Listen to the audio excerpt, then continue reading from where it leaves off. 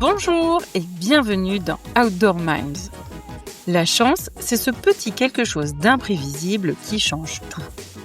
Un alignement de circonstances, une rencontre inattendue, un moment où tout bascule.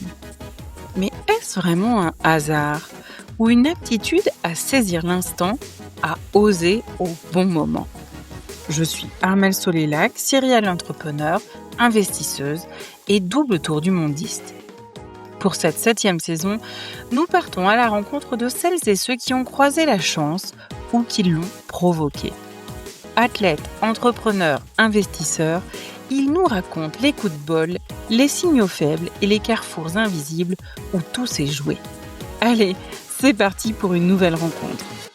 Cet épisode d'Outdoor Minds vous est offert grâce au soutien d'Above & Beyond, le fonds d'investissement Early Stage, spécialiste des secteurs du tourisme, des sports et des loisirs. Bonjour à tous, aujourd'hui nous avons le plaisir d'accueillir Sacha Lagnès, ingénieure, super docteur et navigatrice au long cours. Bonjour Sacha. Bonjour Armelle. Alors pour cet épisode, on a une autre invitée, c'est Pénélope qui est en classe de première STMG au lycée L'Argenté de Bayonne et on fait un petit coucou à tout son lycée. Alors Sacha, est-ce que dans ton enfance, il y avait des signes un peu précurseurs de la tournure qui a pris ensuite le reste de ton existence? Il n'y avait pas tellement de signes précurseurs de voile, puisque moi j'ai commencé à naviguer assez tard. Mais il y avait, je dirais, des signes déjà du fait que moi j'étais un peu une exploratrice. J'aimais grimper aux arbres, courir dans la forêt, construire des cabanes. J'aimais inventer de nouvelles choses, des objets. Enfin, disons que j'étais une enfant qui aimait plutôt être dehors et bricoler que rester à l'intérieur à lire des livres. Et je pense que ça m'a un peu portée dans ma carrière scientifique et puis de navigatrice par la suite. Ça, c'est sûr. Alors justement, est-ce que tu peux un peu nous raconter les grandes étapes de ta carrière? Comment est-ce qu'on devient navigatrice? Ça, c'est une très bonne question. La plupart des gens deviennent navigateurs ou navigatrices en faisant un parcours, soit une prépa olympique, soit de la voile depuis tout petit dans des clubs. Ils font des compétitions départementales, nationales et puis ils finissent par se lancer dans la course au large. Moi, j'ai choisi une voie un peu différente parce que, je le disais, j'ai appris à naviguer très tard. J'ai fait un petit peu de croisière quand j'avais 14-15 ans, un peu plus en colo qu'en compétition. Moi, la première partie de ma vie, c'était les sciences. J'étais une scientifique, j'ai fait des études d'ingénieur, j'ai fait un doctorat en physique, donc de la recherche. J'ai travaillé dans des laboratoires, je me suis reconvertie dans l'intelligence artificielle, j'étais data scientist. Et tout ça, en parallèle de tout ça, je naviguais pas plus que l'écolo de temps en temps. Et c'est après ma thèse que j'avais envie de voyager un petit peu, que j'avais envie de découvrir un peu le monde et je me suis dit pourquoi pas en bateau. Et en fait, j'ai navigué pendant presque 5 mois. J'ai trouvé ça incroyable. Je me suis dit ce serait quand même dingue de vivre de ça. Et puis j'avais vu qu'il y avait des skippers qui vivaient de ça. J'ai découvert que le meilleur moyen d'en vivre, c'était la compétition. Et dans ma tête, je me suis dit si je dois faire de la compétition pour naviguer, pourquoi pas. Mais à aucun moment je me suis dit je vais être une championne et gagner des courses. Et donc je me suis lancée dans cette idée de faire de la course au large avec notamment la mini transat, qui est c'est une transatlantique, donc une course à travers l'Atlantique, qui se court en solitaire sur des bateaux de 6,50 m. Et elle a la spécificité d'être sans communication, sans assistance. Donc c'est une course où on ne parle à personne et on ne peut parler à personne pendant toute la course. Donc forcément, quand on s'élance pour cette course-là, qui met une vingtaine de jours, on est très préparé, parce que quoi qu'il arrive pendant ces 20 prochains jours, on va devoir compter que sur soi-même. À la fois sur des éléments météorologiques, des éléments mécaniques de casse, des avaries sur le bateau, ou physiquement quand on se blesse. Pardon, mais je trouve que c'est la course la plus mal nommée de toutes les courses à la voile, parce qu'elle s'appelle Mini Transat, mais pour moi c'est Maxi Problème, et je comprends pas pourquoi elle s'appelle Mini, mis à part la taille des bateaux, ça n'a aucun sens. Ça, c'est vrai. C'est vrai que c'est un peu on dit souvent que c'est la plus incroyable parce qu'il y a cet isolement et effectivement cet engagement qui est total, quoi. Quand t'es parti, t'es vraiment parti. Mais oui, c'est mini transat parce que le bateau est mini. Mais bon, moi je dis que c'est comme aller sur l'autoroute en mobilette, c'est carrément plus flippant que d'y aller en camion, quoi.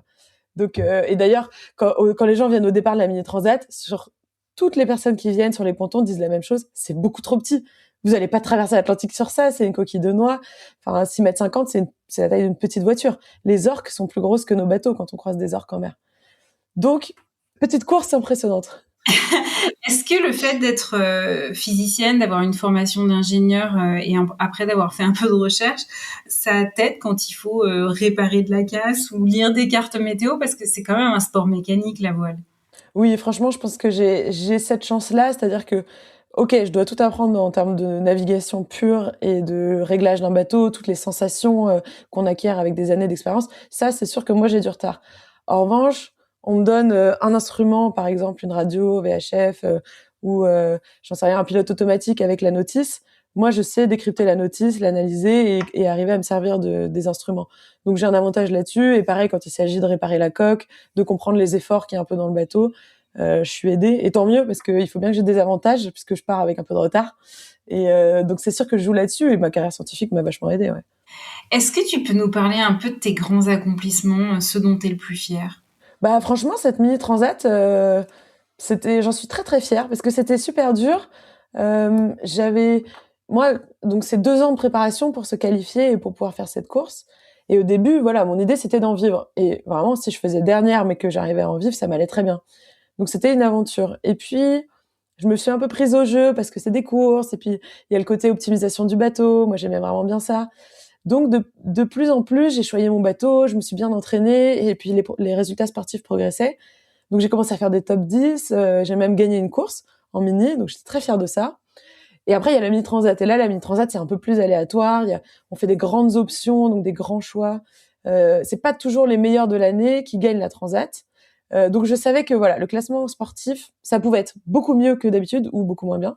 Donc je me suis pas tellement attachée à ça, mais je me suis surtout attachée à garder un engagement constant pendant, moi j'ai mis 18 jours.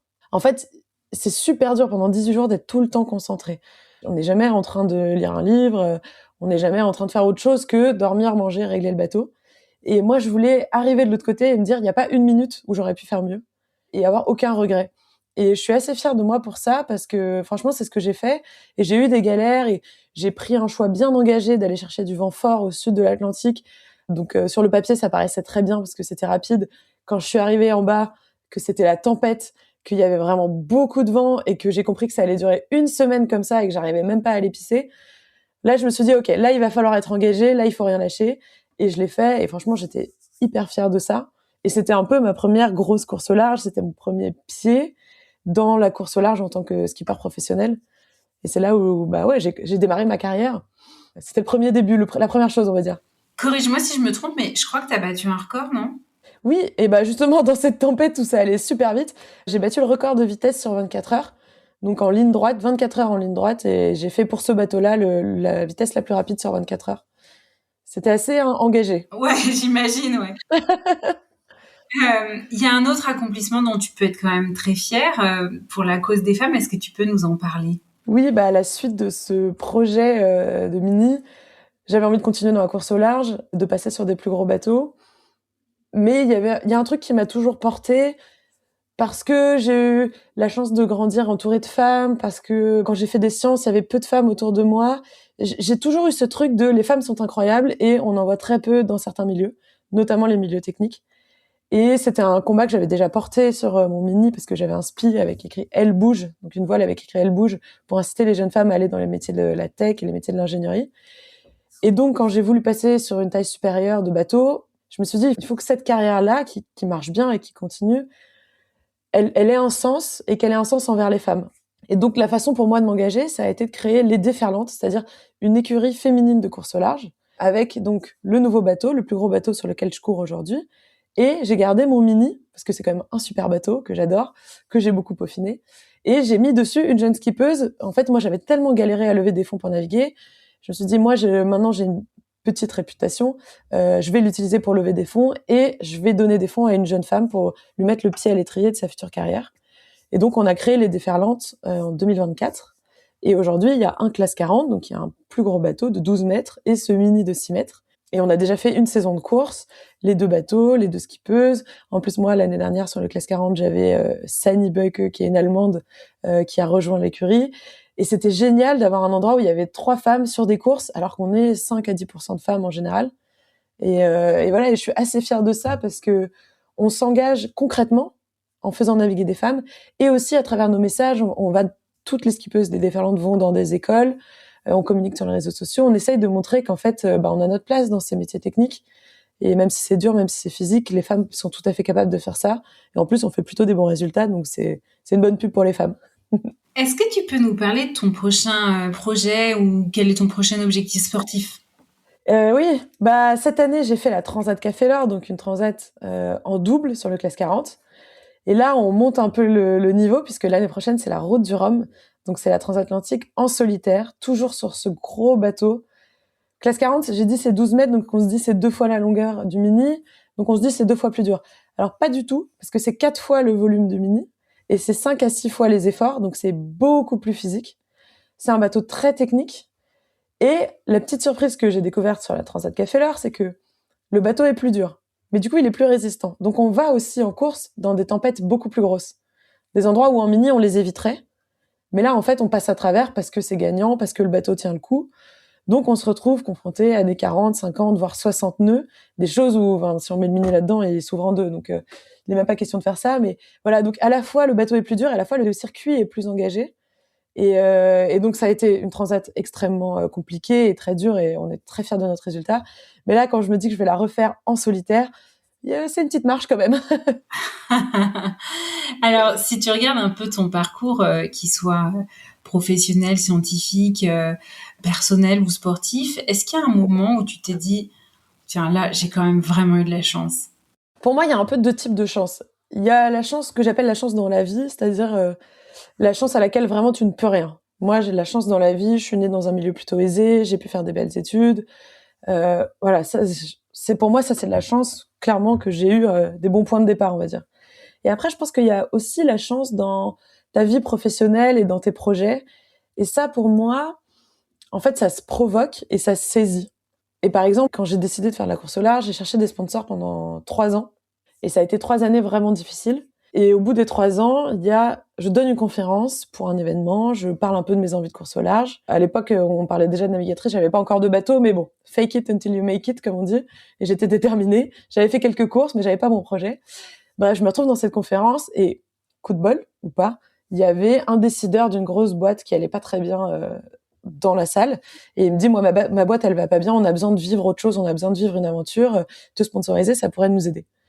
Et je me suis beaucoup dit, oh là là, mais quelle chance qu'il soit là. Et avec du recul, je me dis, mais en fait, des conférences comme ça, j'en ai fait presque 30 avant d'arriver dans une salle où il y avait quelqu'un. Et aussi, quand cette personne-là m'a recontacté 2 mois après pour lancer le projet, il était prêt. Ils avaient qu'à signer les papiers, le bateau, je savais où le commander, j'avais trouvé une place dans un port. Et pareil, donc l'opportunité, j'étais prête à la saisir, parce que s'il m'avait fallu 1 an pour monter le projet, il serait pas resté. Et donc, je crois beaucoup à ce truc de la chance, ça, c'est des opportunités qui se créent, et c'est des opportunités qui se saisissent, et pour ça, y a pas de secret, c'est du boulot. Ah, quel boulot, c'est une chose, ça c'est certain. Mais est-ce que tu laisses quand même une certaine place à l'intuition, à des rencontres fortuites, comme c'était le cas avec cette personne, ou une forme de synchronicité dans tes choix? Eh bien, alors j'ai envie de dire oui, mais on va être honnête, je suis quand même quelqu'un qui anticipe beaucoup, qui prépare. Moi, j'envisage toujours les pires cas de figure, comme ça, quand ça arrive, je suis déjà prête. Alors, je perds beaucoup d'énergie là-dedans, c'est sûr. Hein. Voilà, ça fait de moi quelqu'un de très sérieux, mais pas forcément quelqu'un de très optimiste, même si je rêve toujours très grand. Donc, j'ai eu beaucoup de mal à m'adapter dans le passé, justement à saisir un peu des choses, des chemins de traverse. Et maintenant, justement, j'arrive à me dire, je suis tellement prête que je peux saisir l'inconnu, que je peux m'autoriser ces écarts, parce qu'en fait, quand il y a quelque chose qui se présente à moi, je vois tout de suite le calcul risque-opportunité. Et donc, je me dis, OK, ça a l'air pas mal. Le risque max, c'est quoi? C'est ça. Bon, vas-y, je tente.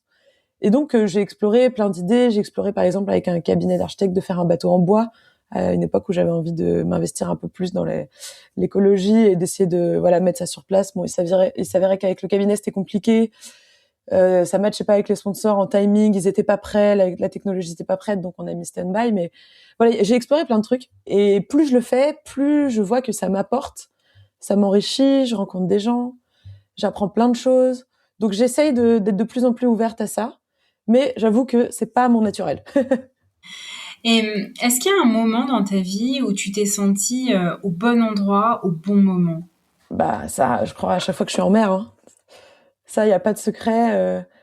C'est à la fois dans des temps très beaux, un peu contemplatifs, où Je me dis, oh là là, je suis juste bien, je suis juste trop bien là. Et à la fois dans des tempêtes où je vois les gens autour de moi qui sont en panique totale. Et moi, pas du tout, parce que bon, comme de toute façon, j'ai déjà envisagé le pire et qu'on n'arrive jamais au pire, bah, je suis assez calme. Franchement, mon côté anxieux fait de moi une très bonne gestionnaire de crise. Parce qu'en fait, quand ça arrive, je suis déjà prête. Je sais ce que je vais faire, il n'y a pas de souci. Je suis limite contente d'avoir anticipé le pire, parce que là, je peux enfin jouer mes cartes. Donc, même dans ces moments-là, ouais, je sais pas, je suis bien. Ça m'arrive de dézoomer, de me dire, oh là là, je suis toute seule au milieu de l'Atlantique. Ouais, c'est cool, je suis contente. Étonnamment, les gens ne me manquent pas du tout. Je sais, c'est très égoïste. Je me dis jamais ma famille me manque, j'ai envie de les voir. Quand j'arrive, j'ai toujours l'impression que je suis partie la veille, que ça a duré 3 minutes. Ouais, c'est jamais un temps que je trouve long. Bon, sauf quand j'ai le mal de mer et que je suis en train de vomir, là, ça passe un peu lentement. Mais sinon, je me sens très bien. Et la première fois que j'ai rejoint un pôle de ministes, donc les gens qui s'entraînent à faire du mini, que je suis allée à un entraînement, que j'ai bu une bière avec les skippers, et je voyais ces gens qui partaient à l'aventure, qui avaient tout quitté, leur boulot, qui avaient pas un rond, qui avaient tous des bateaux qui coûtaient une fortune et qui roulaient tous dans des voitures complètement pourries. Et voilà, c'était l'aventure. J'étais avec eux, on rêvait grand, on avait des envies folles et surtout la motivation de les réaliser. Là, je me suis dit, je suis à ma place parmi ces gens-là aussi, quoi. C'était un milieu. C'est la première fois que j'étais dans un milieu où j'avais quitté ce milieu un peu carriériste parisien dans lequel j'avais évolué. Et j'avais des gens qui avaient surtout envie de construire des rêves plus que de l'argent ou de la carrière. Et ouais, là, je me suis sentie bien aussi. Alors là, c'est le moment de la question de Pénélope. Est-ce que l'entourage peut être un frein au cours de la carrière ? Ça, c'est une très bonne question. Moi, on va être honnête, quand j'étais docteur en physique dans mon laboratoire, dans mon appart à Paris, et que je suis partie faire un tour en bateau, et 5 mois après, j'ai dit je m'installe en Bretagne, je quitte tout, je vais faire la mini-transat. Mon environnement, mes proches, ils ont cru que j'avais complètement débloqué. Ils ont eu du mal déjà à comprendre, parce que j'étais pas quelqu'un qui naviguait énormément. Voilà, j'ai fait des colos, j'ai fait quelques croisières entre amis. J'avais pas ce rêve qui me brûlait depuis des années, donc ils se sont dit c'est sorti nulle part, ça arrive d'un coup. On sait pas pourquoi elle fait ça. Il y a aucune perspective de carrière parce que c'était un milieu qui était pas très connu, donc les gens me voyaient pas du tout en vivre. Mes parents, ils étaient paniqués. Mes amis, ils se disaient bon, elle va débloquer 2-3 ans puis elle va revenir. Ma mère avait très peur que je meure en mer parce que bon, c'est quand même un peu dangereux. Et donc, au début, c'était très dur, mais il y avait ce sentiment, justement, d'être très bien, d'avoir trouvé ma place. Dès que j'allais faire un entraînement, dès que je naviguais, je savais que c'était bien. Et ça m'a vachement porté pendant ces 3 années où c'était vraiment la galère pour trouver des sous. Et aujourd'hui, mes parents, c'est mes plus grands fans. Ils viennent à tous les départs de course. Ils répondent aux interviews. Ils passent à la télé. Enfin, voilà, ils jouent vraiment le jeu à fond. Ils parlent de moi à leurs amis. Ils suivent la carto. Enfin, vraiment, c'est super de les embarquer dans cette aventure. Mais pour eux, ouais, ça a été un frein. Et enfin, pour moi, ils ont été un frein au début parce qu'ils avaient peur et je les comprends. Et je pense que c'est là où il faut de l'envie. C'est dans ces moments-là où si t'as pas ton entourage, faut être sûr de où tu vas. Et pour ça, bah, c'est la passion, hein. La passion, la curiosité. Et c'est ça qui m'a menée, c'est sûr. Est-ce qu'il t'est arrivé de rater ta chance ou de faire une grosse erreur? Et plus important encore que l'anecdote en elle-même, avec le recul, qu'est-ce que tu en retiens ou comment tu interprètes ce ratage de chance ou cette grosse erreur? Bah, je pense le truc dont je me mords les doigts, je disais, j'ai passé 3 ans à chercher des partenaires quand j'ai voulu faire du mini. Et au bout de 3-4 mois, j'avais un rendez-vous avec une très grosse boîte. Ils étaient à fond pour me sponsoriser. Puis Mini plus Classe 40, enfin bref, ils me voyaient très loin. Et on fait un rendez-vous, je leur présente un peu les budgets et tout. Et à un moment, ils me demandent est-ce que c'est un budget hors taxe ou TTC.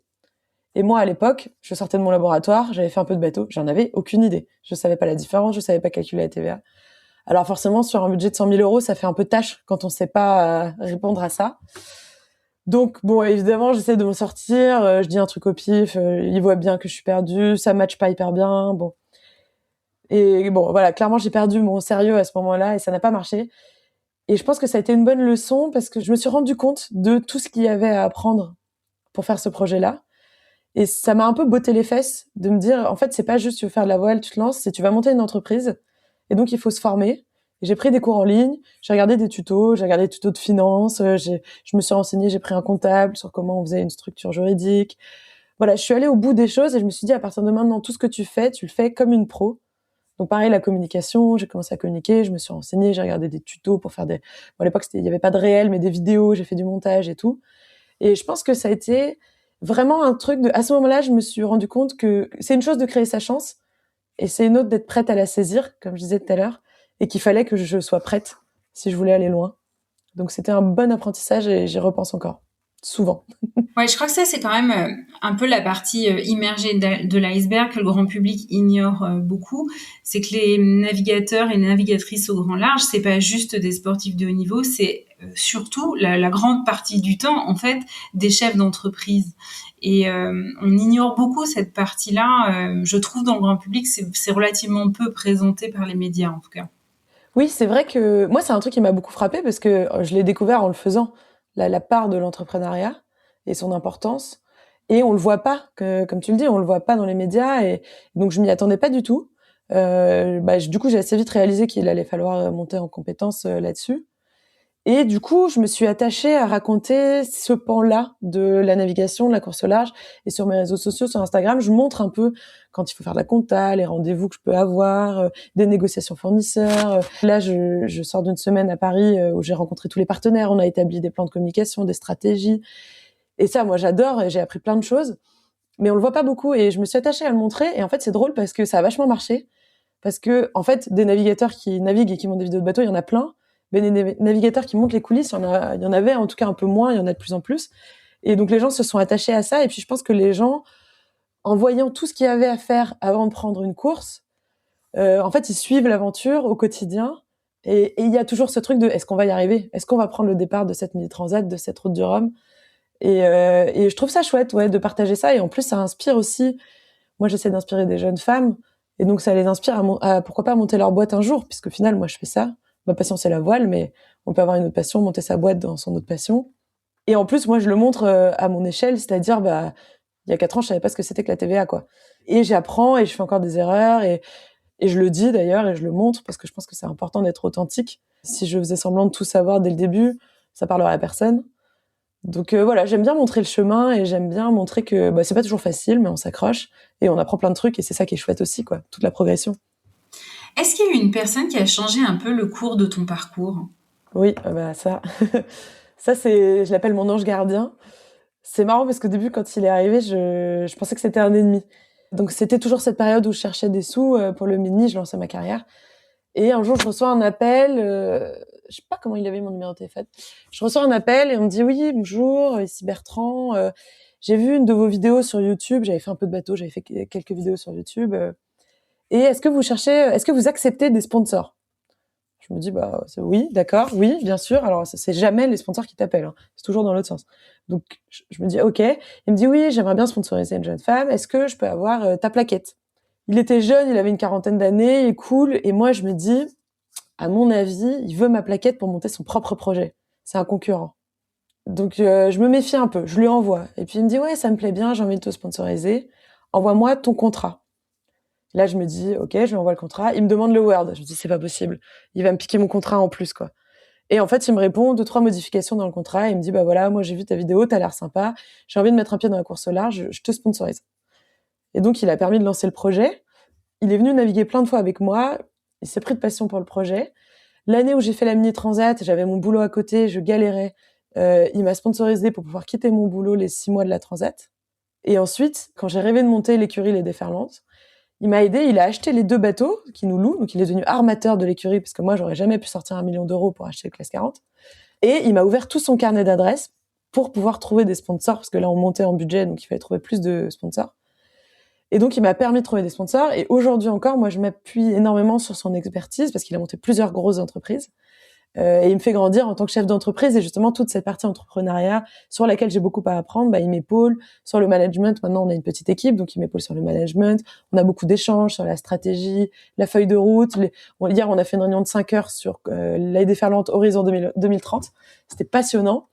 Et ouais, je pense que c'est vraiment mon ange gardien parce qu'il m'a permis de pouvoir naviguer, mais toujours, voilà, moi j'ai beaucoup à gérer en tant que navigatrice, et lui, il m'aide à avoir un cap et à continuer, et voilà, à tracer le chemin vers là où j'ai envie d'aller.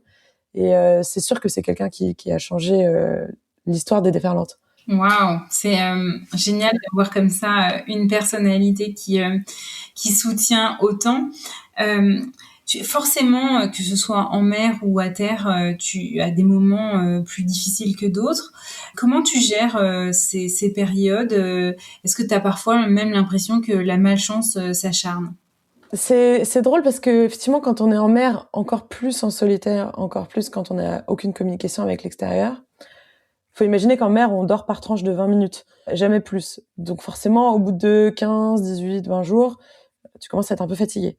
Donc, il y a une grosse question sur le moral. Et ça arrive de faire des erreurs, de choisir d'aller sous un nuage et en fait, il n'y a pas de vent, de se tromper de voile. Enfin voilà, ça arrive de faire des petites bêtises. Et on a tendance, avec la fatigue, à s'effondrer dans ces moments-là, dire oh là là, mais on voit quelqu'un qui passe à côté, on dit j'ai tout perdu, il m'a doublé, je reviendrai jamais. Et après, toutes les galères s'enchaînent. Et en fait, on finit par les prendre et on se retrouve dans un cercle vicieux terrible. On se dit mais de toute façon, je suis fatiguée, en plus j'ai mal mis ma voile, de toute façon, il est déjà devant, je le rattraperai pas, après il y a encore moins de vent ici, il y a rien qui va et tout. Et sortir de ce cercle-là, c'est hyper dur en solitaire. Et on travaille beaucoup là-dessus, on fait de la prépa mentale. Et je me dis, ça part de là. C'est-à-dire que quand il y a un problème, je dis, OK, imaginons que le départ, c'est maintenant. Toutes les galères, de toute façon, c'est fait. Je vais pas pouvoir les rattraper. Donc, c'est derrière moi. Et surtout, je continue pas à naviguer en portant le poids de mes erreurs, parce que ça fait qu'empirer les choses. Et donc, vraiment, cette notion de ça part de là, je pense que c'est une bonne façon de gérer un peu ces périodes de doute, ces périodes de cercle vicieux. Et après, pour trouver l'énergie de passer à autre chose, dans les moments durs, et ça je l'utilise aussi beaucoup à terre, c'est un truc, alors moi je suis fan du Seigneur des Anneaux, et à la fin du Seigneur des Anneaux 3, dans le Retour du Roi, il y a la bataille finale où Aragorn va attaquer le Mordor, et il dit à ses soldats un truc, il lui dit en gros, vous avez peur, et c'est normal d'avoir peur, et on va mener un combat où on n'a aucune chance de gagner, mais il faut le mener, et moi ce que je vous demande juste aujourd'hui, c'est juste ça, today we fight. Et j'aime bien me dire ça quand c'est vraiment dur, je me dis ok, là c'est dur, mais juste aujourd'hui, tu donnes tout, et demain, on verra. Et en fait, si tu fais ça tous les jours, bah, tu finis par sortir des zones difficiles. Et c'est un jour à la fois, mais juste aujourd'hui, quand vraiment je suis en train de m'effondrer, je me dis, OK, là, juste aujourd'hui, on se bat, et on va voir ce que ça donne. Et ça m'a toujours sorti des problèmes. Et pareil, en course, un jour à la fois. Quand c'est la tempête, c'est un jour à la fois. Aujourd'hui, on passe le front, demain, ce sera un autre problème. Et ça marche super bien. Mentalement, de te mettre des petites barrières d'une journée, ça marche super bien. Quel est le meilleur conseil qu'on t'ait donné autre que Today We Fight? Merci à Viggo Mortensen pour ce conseil. Très, très bien donné. Je pense, on m'a beaucoup dit, c'est mieux fait que parfait.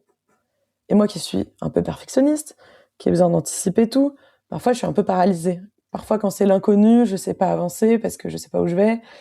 Parfois quand je dois rendre un truc, produire un truc, j'ai tellement besoin que ce soit parfait que en fait j'y arrive pas, je suis bloquée. Et j'aime bien cette idée de avance, et surtout je me rends compte que en avançant, je vais améliorer ce que je suis en train de faire parce que je vais voir d'autres choses, je vais avoir d'autres points de vue.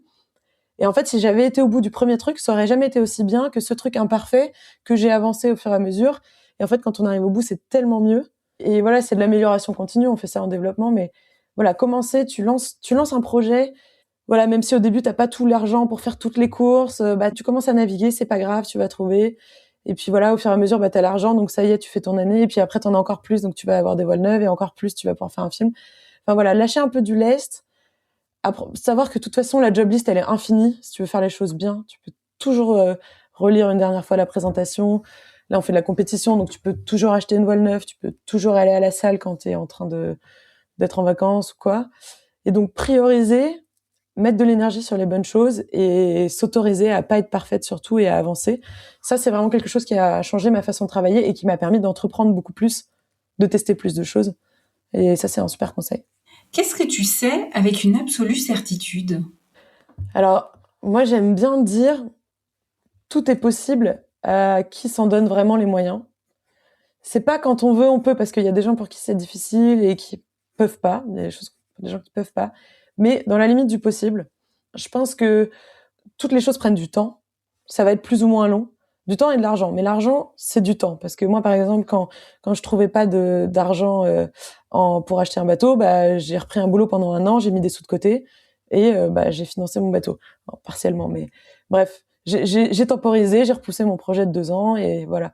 Et je suis persuadée que quand t'es passionné et que tu fais les choses bien et que tu vas au fond des choses, et que tu saisis toutes tes opportunités, tu crées des opportunités, tu vas vers les gens, tu vas faire des rencontres, en fait, les choses, elles avancent. Ça va pas forcément là où tu penses que ça serait allé, ça peut évoluer.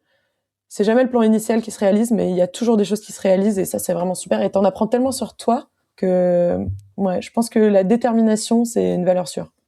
Et le travail paye aussi. Ça, j'y crois très fort. Est-ce que tu aurais un conseil de livre à lire, de documentaire ou de film à regarder? J'imagine que Le Seigneur des Anneaux doit être dans la liste. Absolument. Le Seigneur des Anneaux, bien sûr, que j'ai déjà regardé en mer en bougeant un bateau. Voilà, c'était marrant. Moi, j'ai vu récemment, alors il est sorti pas tout de suite, mais je l'ai vu il y a pas longtemps, Les graines de figuier sauvage, qui est un film qui parle de la place de jeunes femmes, jeunes adolescentes en Iran, qui est vraiment très beau. Et j'ai lu aussi Les Strates de Pénélope Bagieux, donc il y a une BD. Et il y a un parallèle parce que dans les deux, en fait, c'est à la fois donc Pénélope Bagieux, elle parle de sa vie à elle et qui est qui ressemble en tout point à la mienne, même si on n'avait pas du tout le même milieu social. Et le film, on voit en fait des jeunes femmes à cette période où on se construit l'adolescence et tous les murs que les femmes se prennent de plein fouet. Et en fait, il y a cette adolescence féminine universelle. On peut être dans des pays, des cultures différentes, des époques différentes. On a toutes vécu ça. On a toutes vécu un regard déplacé, des barrières que nous, on se met, cette peur d'oser. Et ça, c'est un truc qui m'a beaucoup touchée parce que je me suis reconnue là-dedans à travers mes projets. Moi, j'ai eu peur de faire une thèse, j'ai eu peur de faire du bateau, j'ai eu peur d'aller rencontrer des sponsors. J'étais traumatisée de tout. Et en fait, je l'ai fait parce que je crois fort à j'ai peur, mais j'y vais quand même. Parce que si t'as pas peur, c'est que c'est facile. Si c'est facile, c'est que tu sors pas de ta zone de confort. Donc la peur, pour moi, si t'as peur, c'est que t'es dans le bon, quoi. T'es en train d'évoluer. Et donc j'ai bien aimé ces livres-là, quoi, qui nous rappelaient qu'au final, les femmes, on est un peu toutes dans le même panier et qu'on partage certaines choses et qu'il faut s'entraider et on est capable de grandes choses. Comment est-ce que tu vois le reste de ta vie en 5 mots? Engagée, passionnée, de l'aventure, du partage et de l'audace. Un grand merci, docteur Sacha Laniès, ingénieure et surtout navigatrice au grand large, d'avoir été notre invitée sur cet épisode. Avec grand plaisir. Merci beaucoup, Armelle. Voici les 5 points clés à retenir. Le premier, c'est que les femmes sont incroyables et elles ont toute leur place dans les carrières scientifiques ou dans des métiers techniques autant que sur des bateaux pour faire des courses au grand large. Le deuxième point, c'est que il y a des chances dans lesquelles on n'a pas de prise et puis il y a des chances qu'on provoque ou qu'il faut saisir. Le troisième point, c'est la punchline de cet épisode. Les anxieux sont d'excellents gestionnaires de crise. Le quatrième point, c'est une chose de créer sa chance, c'en est une autre de réussir à bien la saisir. Et pour cela, il faut être bien préparé. Et enfin, le mantra de Sacha, Today we fight. Merci à tous d'avoir écouté Outdoor Minds. Cet épisode vous a plu? Je vous invite à le partager autour de vous et à me soutenir en mettant une note de 5 étoiles avec un commentaire sympa. Cela m'aidera beaucoup pour faire connaître ce podcast et mettre en lumière tous ces leaders qui le méritent. Vous voulez découvrir de nouvelles personnalités inspirantes? Alors je vous donne rendez-vous la semaine prochaine. À très vite sur Outdoor Minds.